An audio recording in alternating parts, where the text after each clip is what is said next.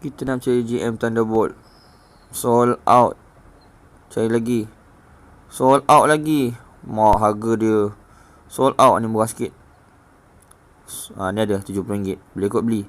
Yang ni, oh sold out ni paling murah kot. Aduh.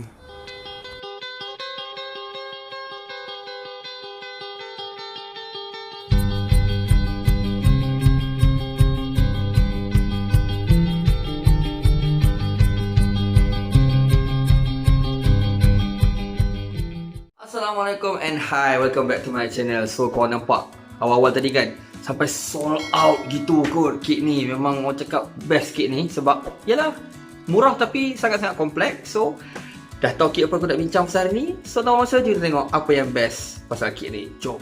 Okay, hari ni kita review sikit pasal kit kat depan kita ni. Kit depan kita ni nama dia RGM79GM Thunderbolt version. Kit ni dikeluarkan pada tahun 2015 dan 2016. Dan dia ada dua jenis box art, sama ada yang jenis manga ataupun jenis yang terbaru. Dan kit ni apa yang bestnya, sebab kalau korang tengok sendiri, kit ni sangat-sangat compact dan juga dia full of weapons. Dan aku suka kit ni sebab apa? Sebab backpack dia memang cool gila lah. Kan?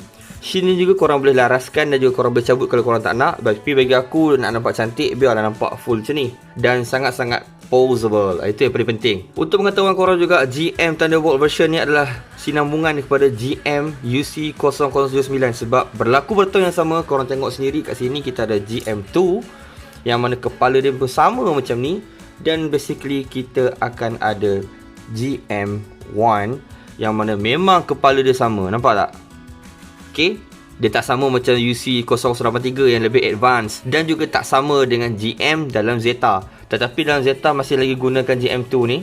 Memang ketiga-tiga ni kepala dia sama sebab berlaku dan dibuat pada tahun yang sama oleh syarikat Federation sendiri. Dan untuk pengetahuan korang juga, GM ni pernah dipandu oleh Io Fleming sendiri sebelum dia pandu FA Gundam. Dan bersama-sama dengan Moore Brothers pergi serang unit sniper Zeon. Kalau korang ingat lagi lah, performance dia dalam anime dan juga performance dia berbanding dengan GM-GM yang sezaman UC0079, dia lebih baik berbanding dengan GM-GM yang lain. Dengan kelengkapan armaments yang sangat-sangat pack ni, bagi aku dia tak ada masalah untuk serang jarak jauh ataupun jarak dekat. Dan kalau tengok sendiri dalam anime, performance dia memang sangat-sangat best dan juga sangat-sangat laju sebab dia ada 5 thruster booster kat sini. Nampak? Termasuk juga di bahagian-bahagian kaki ni. Kalau korang perasan kan, design dalam Thunderbolt ni basically macam steampunk. Kalau korang perasan lah, tengok dari sudut dia punya thruster, dia punya ada piping system, memang sama macam steampunk. Tetapi apa yang best dalam Thunderbolt ni, sebab kesemua MS dia sangat-sangat detail and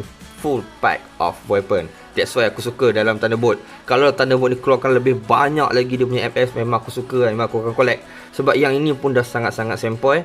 Dan aku ada satu lagi dia punya Gundam ground type yang Thunderbolt version tu, aku sangat-sangat puas hati yang tu pun. Dan yang ni pun memang sangat-sangat puas hati. Dan harga dia pun tak mahal. Okay, semua mampu milik sebenarnya. Sebab tak sampai RM100, bawah RM80. Tak sampai pun RM80. Okay, korang boleh pasang dengan puas hati.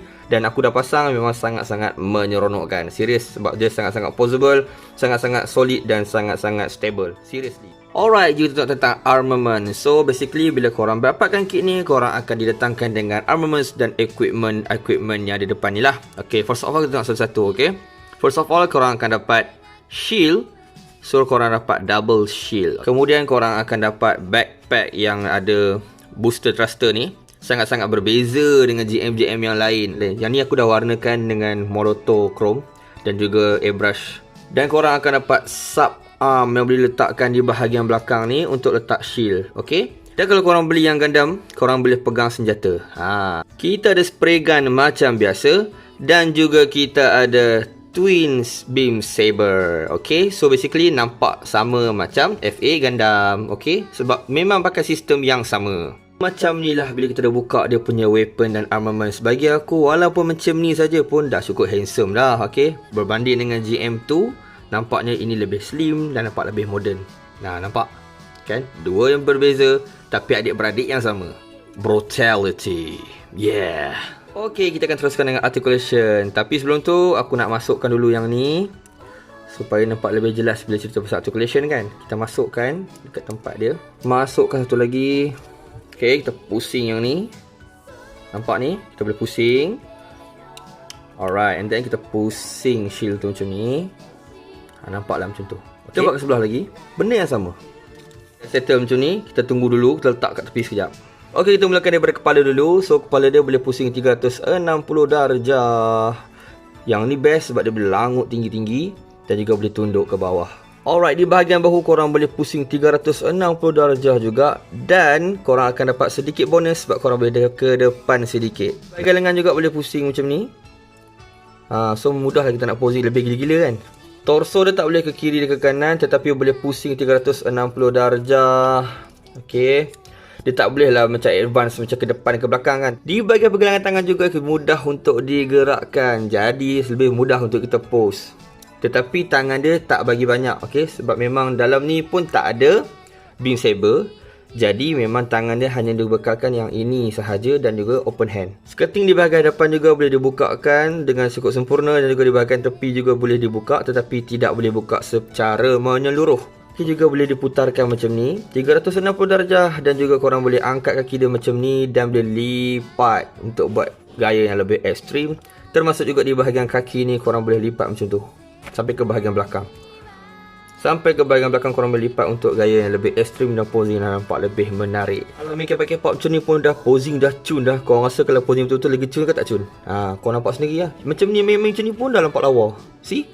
Okey lah, untuk melengkapkan lagi kit ni kita kena letaklah dia punya backpack di belakang. So belakang dia memang dah ada pack macam tu. Kita cuma letak sahaja macam ni. Maka jadilah satu kit yang super handsome dan super cool. Yeah! Shield juga boleh digerakkan macam ni dan juga boleh diputarkan. Dan kalau korang nak buat shield dia ke depan macam anime, so langkah-langkahnya korang kena naikkan ke atas dulu, pusing di hadapan dan bawa ke depan. Nampak tak? Kita buat sebelah lagi. Naik atas dulu, pusing dan bawa turun kembali. Yeah, so jadilah macam tu. So jadilah macam dalam anime. Nampak? So bagi aku memang sangat-sangat practical kit ni. So sebab dia punya shield pun boleh gerak-gerak, bagi aku memang puas hati lah. Korang nak buat macam mana pun tak menjadi masalah. Terpulang pada kreativiti masing-masing. So kesimpulannya kit ni sangat-sangat puas hati dan memang sangat detail. Kalau korang tengok sendiri, just korang perlu sedikit minor detailing saja. So kalau korang rajin, korang warnakan sedikit untuk nampakkan lebih detail dan nampak lebih cantik lah berbanding biasa. Okay, macam aku sendiri aku buat sedikit color untuk dapatkan detail yang lebih. So orang kata minor detailing lah. Dan kit ni juga tak perlu risau sebab dia ada decal yang sangat-sangat banyak. Langsung tak ada kesan macam decal-decal yang sebelum ni. Okay, so memang puas hati lah. Kit pun zaman 2016 kan. So memang puas hati kalau korang pasang. Kalau korang yang baru nak cuba Bina Gunpla dan juga korang nak cari kit yang ekonomi, budget tapi yang sangat-sangat best, so inilah salah satu suggestion yang korang kena cuba.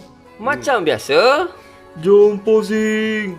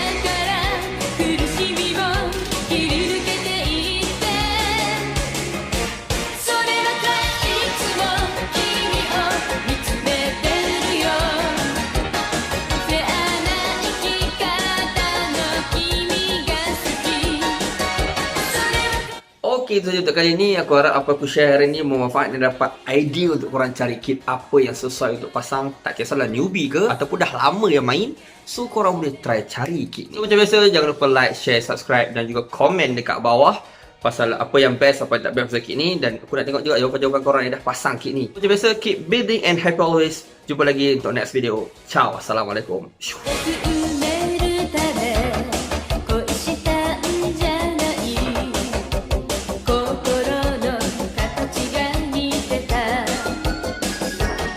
一